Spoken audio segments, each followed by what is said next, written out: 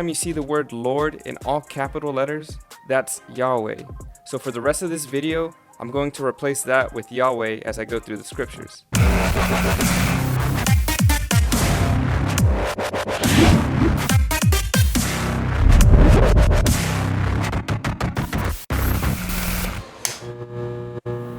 So for the sake of time, I'm probably going to paraphrase a lot of things, but for the most part, it's going to be the core of what I'm talking about. So in Exodus 3:2, it says the angel of Yahweh appeared to Moses in a burning bush. And then you keep on reading down and it says that God was speaking to him and he didn't want to look at God. If you go to verse 14, it says that I am who I am. But remember that it says the angel of Yahweh was in the bush. So we see God and Jesus there together again because they're one. And it makes so much sense because in John 8:58 it says that before Abraham was, I am. So Jesus was already claiming I am, and he's the one that said it in the bush too. So we see that connection right there again. And just to back up what I'm claiming, we're going to go to the New Testament. We're going to go to Acts 7 when Stephen was there before the people. And he says in verse 30 that an angel appeared to him in the wilderness of Mount Sinai and in the flame of the burning thorn bush. And then he goes down and then it says, and there came the voice of the Lord, I am the God of your fathers, the God of Abraham and Isaac and Jacob.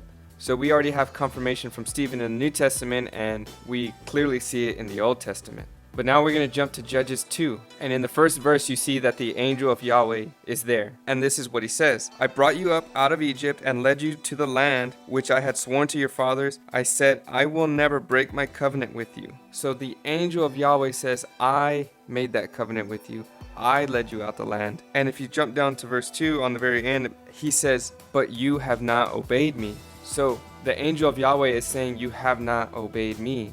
He didn't say you have not obeyed God, but the angel of Yahweh is Christ saying you have not obeyed me. So we see that they're working together once again. Now there's another one in Judges 6. I'm not going to tell you. I'm going to let you read that for yourself. See if you could pick it up. But I'm going to jump to Judges 13 and we're going to read right before Samson comes in. But in verse 18 he says, but the angel of Yahweh said to him, why do you ask my name, seeing it is wonderful? We see that right here. It says wonderful, which we see in Isaiah. He prophesies that Jesus is coming and his name will be wonderful.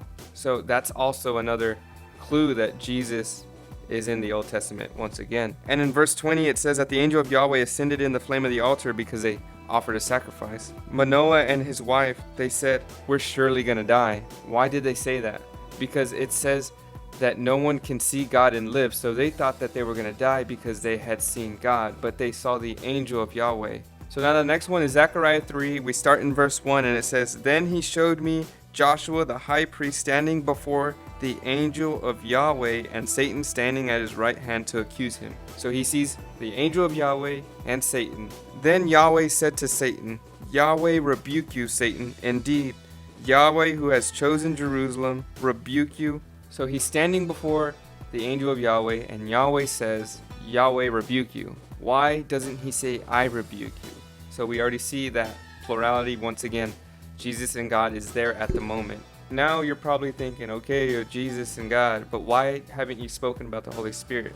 Well, now I'm going to jump into 2 Samuel 23. And we start in verse 2, and this is David saying, the Spirit of Yahweh spoke by me. The Spirit of Yahweh.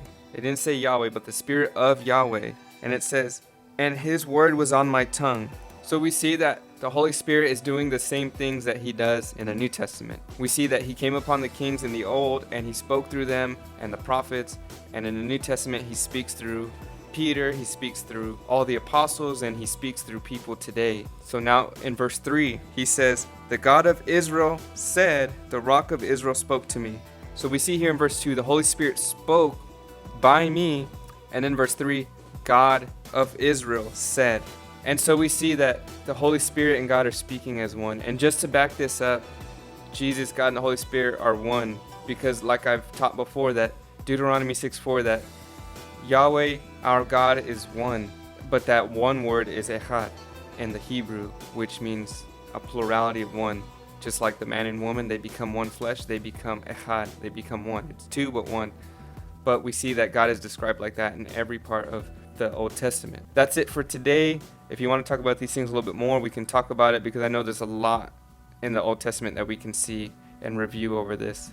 So that's it, and I'll see you next time.